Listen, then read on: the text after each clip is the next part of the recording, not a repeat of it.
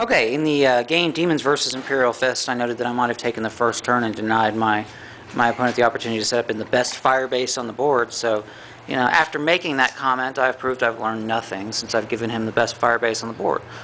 Still, I get to go second, and it is what it is. He's got 4 Razorbacks, 2 Rhinos. 2 Rhinos have 10 Grey Hunters in there. Razorbacks, 2 of them have 6. Other 2 Razorbacks with the ride for these bad boys, the Long Fangs.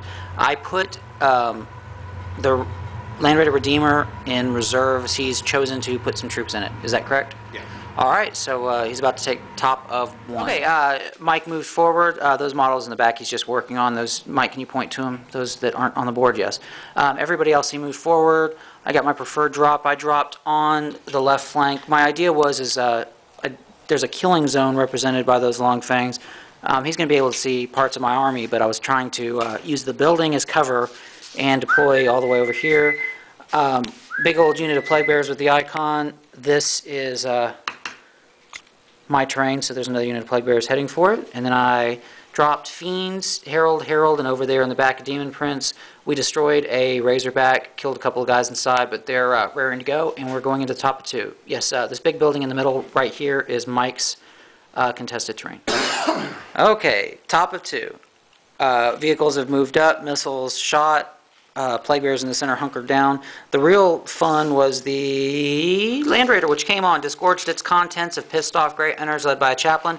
I suppose I should move the camera so you can actually see what's there. Oh, nothing's there because he killed the Fiends. Except, yeah, that's a good setup there for a couple of breath templates. What do you think about that, Mike? No comment. Over there, he shot and then charged. I should have rolled more than a 1 on the consolidation. Yeah, you should have. Demon Prince won combat. Those guys ran. I chose not to chase him, and he ran 3 inches. So I'm going to let him run off at the top of 3. We're going into bottom 2. Okay, we're going into the top of 3. Little Barrera is already making his moves. I dropped Horrors and Fiends next to the icon there in the center. It was the only thing I got in. Over here, 2 Heralds came in, breathed, and gazed most of the unit away. Still, there's some models there. It's going to make my day a little bit rougher. It's a slow attrition grind over here with the Demon Prince. He's down to 1 wound. He'll probably kill a couple of guys before being put in the box. And Little Barrera moves his mech horde up, and it's going to take some pot shots at me. So we're going into top of 3, and let's see what his shooting is like. Oh, as an aside, of course, we screwed up that rule. Ultimately, I had to try to run him down based on our interpretation of the rule. I will look it up later, but I think we're right. And so we redid that, put them back in combat. That's why that's there. Okay, that was the top of 3. I've got a decision to make here. My Fiends are going to be able to charge. Do I salvage the Pink Horrors, or do I salvage the Flamer units, the Heralds? So, unenviable position, but at least they survived long enough to give me that opportunity. Over here, military is slowly moving up, and the closer he gets, the more plasma he's going to be able to throw.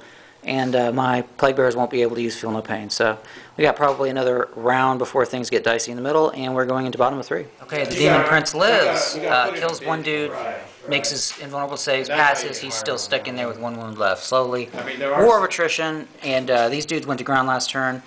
No choice, so they're just watching the Horrors get et. The Changeling is there, surrounded, and the funny thing, if we think this is funny, which we don't, moving slowly around. Alright, so Fiends can get in there. We were able to hit the Power Fist. We weren't able to contact the IC. We did enough wounds. He lost combat. He rolls a 1. He dies.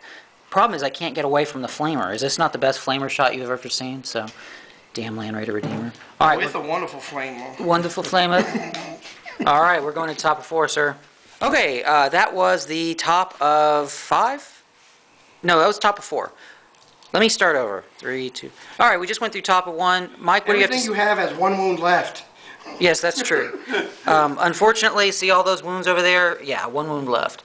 Blah, blah, blah, blah, blah, blah, blah. Game goes on, game goes on. Yeah, let's get to the more interesting turns. I'm turning this thing off. Yes. Okay, we're going into the top of 5. This vehicle can't shoot this turn. This vehicle is immobilized. This vehicle can't move or shoot. I destroyed a vehicle right there. Over here, I believe I destroyed that weapon, but I think... No, that's... What is this one, Mike? That was... This can't shoot this turn. Yeah, can't shoot, and I immobilized the Land Raider. Other than that, my glorious Plague Bearer Assault kind of fizzled out. My last unit of Fiends chose not to come in, and yeah, it is what it is. So it's sort of a mosh for the center. We'll see what happens going into top of 5. We're interrupting top of 5 to point out a little tricksy there. Both of those Heralds of Tzeentch have 1 wound left. What is the correct move there, little Barrera? Don't fire in case you kill one. That way you can assault both. All right, which is, of course, what he did. I tried to trick him into shooting, but he didn't fall for that. Okay, little Barrera's over there talking some trash. Yeah, as little Barrera started his turn, I realized that I had lost the game. It wasn't hard to see what was about to happen, and what I predicted and what Mike knew pretty much happened. Anyway, Herald, Demon Prince dead in the center. The only good bit of luck is that he couldn't roll higher than a 1 for most of his sweeping advances. A bit of luck for kill points. Fiends over there in the corner finally destroyed that Land Raider, proving, yes, it can be done. It's just a pain in the ass. Bottom of 5, I'm going to get my last unit of Fiends in, and they'll be there probably just in time for the game not to go on. And I do have that, so you know, I got to count my blessings. Right now, we're just going to try to pick up points. Oh, this is a nifty little move. The Rhino moves up into the terrain, of course, passes his dangerous and rather difficult terrain test. But he moves first, and the unit moves into the Rhino. So, obviously, the Rhino's scoring.